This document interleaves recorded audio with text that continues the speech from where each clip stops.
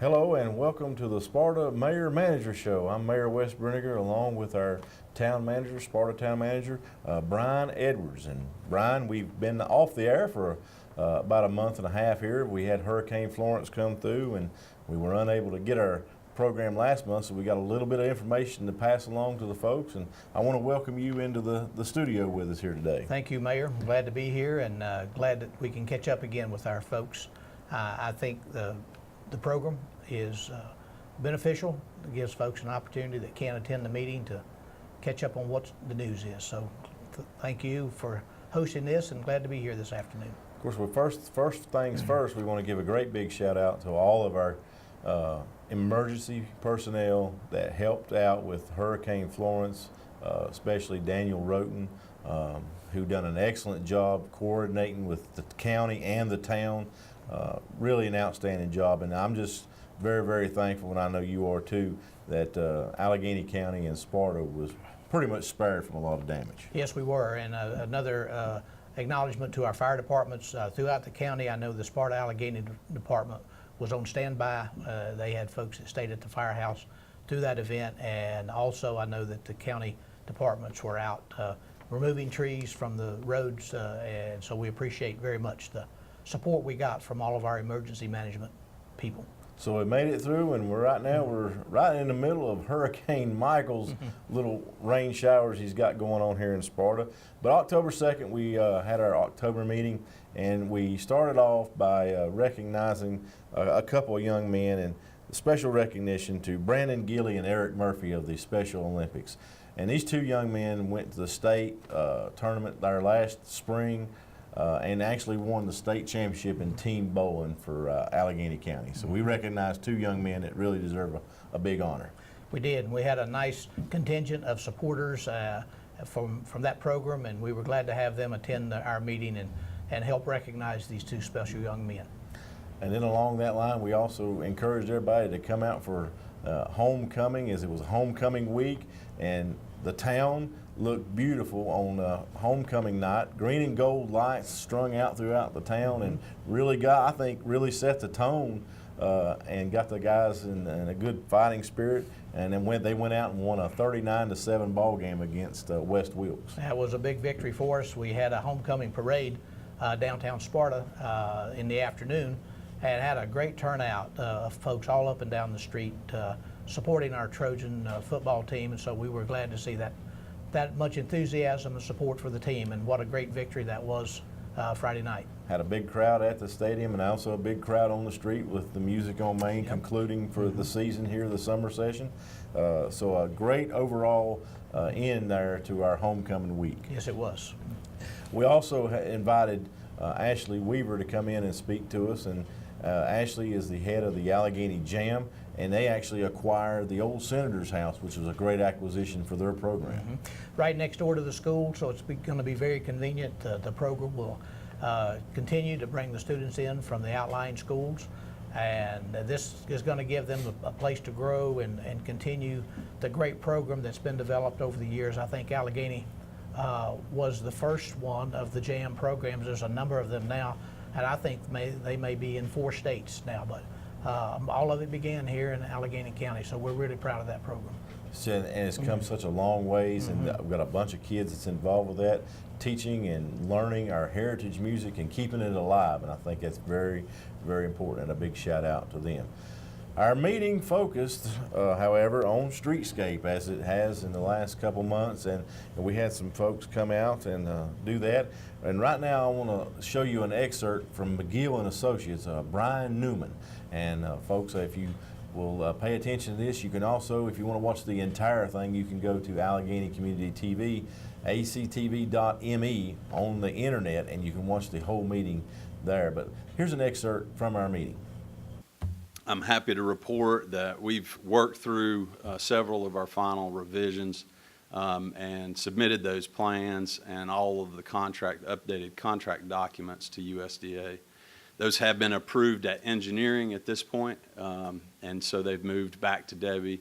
Those have to go through a final state review, and so that's underway currently.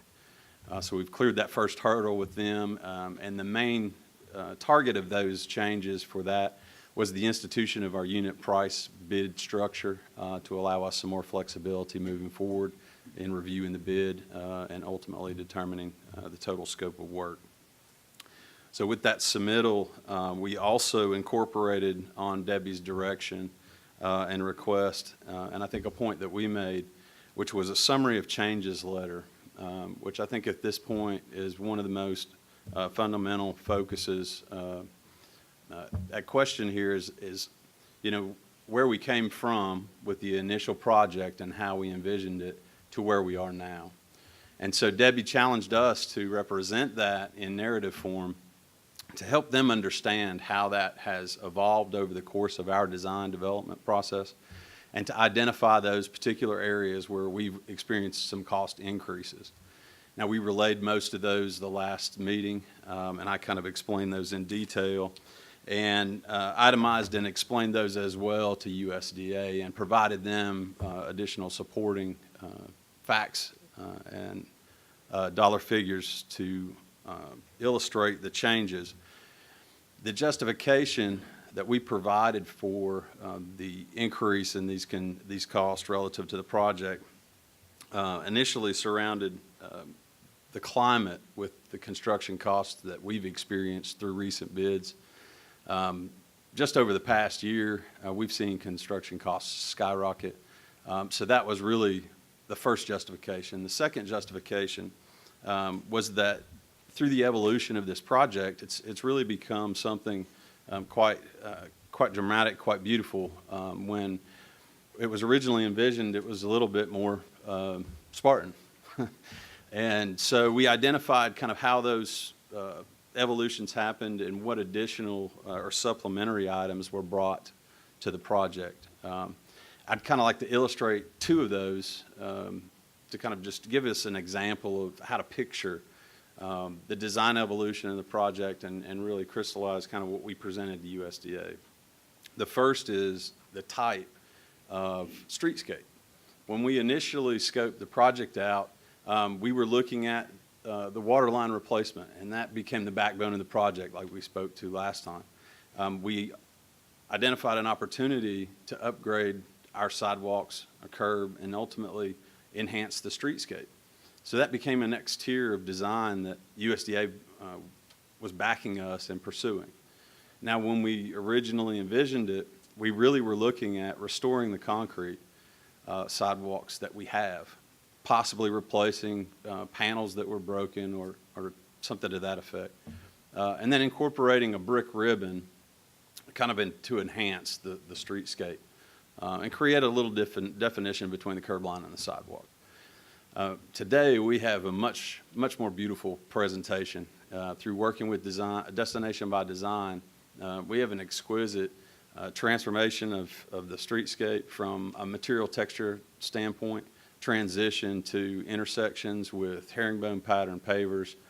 We have a whole network of systems and textures throughout downtown proposed as part of this project. And so in exploring that through discussion with USDA, she understood the purpose behind that and supported it. And so they've recognized that, they've evaluated it, and they've lent their initial support. Another good example I think we spoke of, which is one of the most, I guess the heaviest burden that we bear in terms of cost, is the roadway reconstruction effort. I think Brian does a good job of providing perspective about some of the reasons for the cost overruns, and one of the ones that he focuses on is the actual demolition and reconstruction of the road. In order for us to restore the storm drainage system, that's going to be very important to this project, and to get the elevation and the crown of the road back in line with where it was many years ago, so that everything lines up, the cross sections line up with the storefront elevations and with the sidewalk and the curb and gutter. So Brian did a good job of explaining the why some of these costs are where they are, and we appreciate that very much.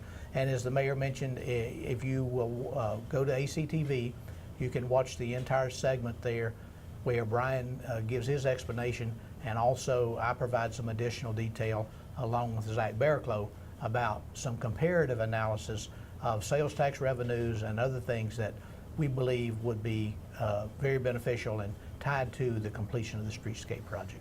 And I believe it was a great meeting. I believe a lot of information was shared. Brian done an excellent job, both Brians, as a matter of fact. A lot of folks come out in the public forum, Yeah. Brian, and express their support of the project. But I think the overall consensus is where the money's coming from, where's the cost coming from, and I think, and rightfully so. Yes, it is. The people have voiced their concern on that, but I think the majority of everyone is right on board with this project. I believe so, Mr. Mayor, and the council did vote in the affirmative unanimously for this project to continue, and for the mayor and myself to continue to seek out funding to close that funding gap. And so we've got a number of partners already with this project that we are working with, and we will continue to. But let me just mention USDA, Rural Development, and Appalachian Regional Commission. And since that meeting, I have had conversations with the folks at the state office from both of these entities, letting them know where we are in terms of the shortfall. And both of them have been supportive. Both of these agencies have been supportive and saying to us, come back with the breakdown on the numbers, and we'll see what we can do. Also, we're going to continue to work with our Department of Transportation. We do believe that there's an opportunity there for them to bring more to the table than what is currently proposed. We're going to approach Golden Leaf Foundation. In the past, we had done that. We were told early on in the process that streetscape projects were not something that they funded, but we believe now that this project has come significant ways, and all this funding that's currently in place, and we believe Golden Leaf may give another look to this. We're very hopeful that they will. We're going to talk to our state representatives, state House and state Senate elected folks, and see if there's an opportunity for them to direct some funds to this project, either directly to the town or indirectly through DOT. So either one of those would work fine for us.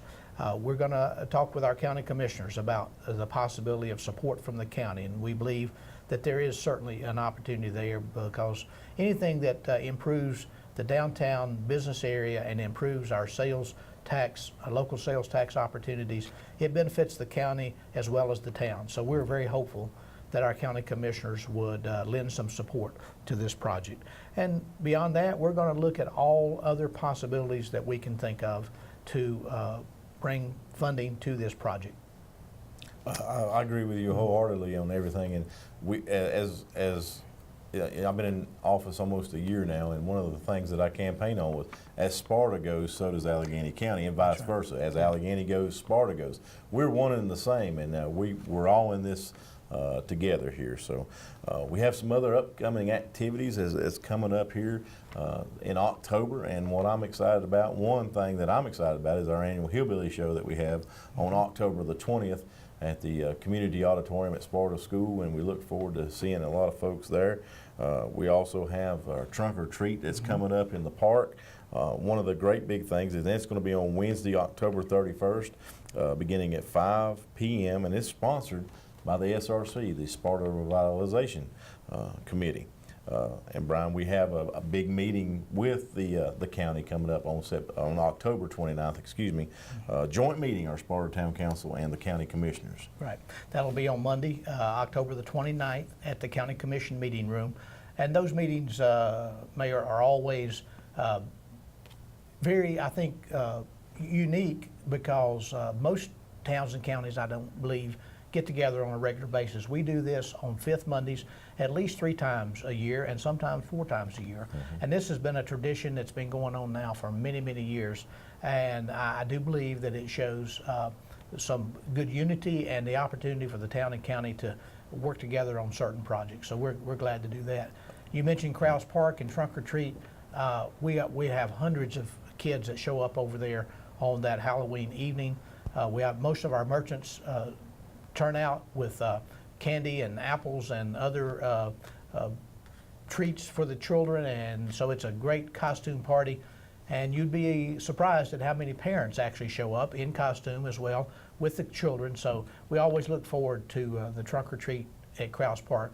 And we especially appreciate the Sparta Revitalization Committee being the sponsor for that event, and for the merchants who turn out and support that as well. And one couple last things here as we go. Our next town council meeting is November 6th, and November 6th is a key day because that's also election day, Ryan. And we want to encourage everybody to get out and vote. If you haven't registered to vote, you have just a very short time to get that done. But the one-stop voting starts here in about a week, and we encourage everybody to get out and vote and voice your opinion, and let everybody be heard. And the final thing I want to end on too is I just want to say what a great job our candidate forum went the other night. Charlie Scott and his crew done an excellent job, and Pat Polly and the panel there. We had several candidates in there. We had the Board of Education, the Sheriff's Department, and the county commissioners. Yep. And what a great job that was. And I believe you watched a little bit of it on the live stream. I watched all of it, in fact, from beginning to end, the live streaming. And I tell you what a great asset this Allegheny Community TV is to this community. And particularly now that Charlie's able to do the live streaming, you can be right there on hand with that. So thank you to ACTV and the good job that they do. So we're very thankful for that, and we'll close on this note. One of my favorite things that I like to do is athletics and sports, folks, and I'm a big advocate of athletics. So I'm going to go ahead and make the prediction for this year's World Series. The Boston Red Sox in 6 games in the World Series. So I don't know if you agree with it or not there, Mr. Town Manager, but we'll go with it. I can certainly go with that. I don't have a particular allegiance for any baseball team, so the Boston Red Sox are good for me. There we go. So the Boston Red Sox in 6. For Brian Edwards, I'm Mayor Wes Brinegar, and we'll see you next time here on the Sparta Town Mayor and Manager Show. Good. Thank you.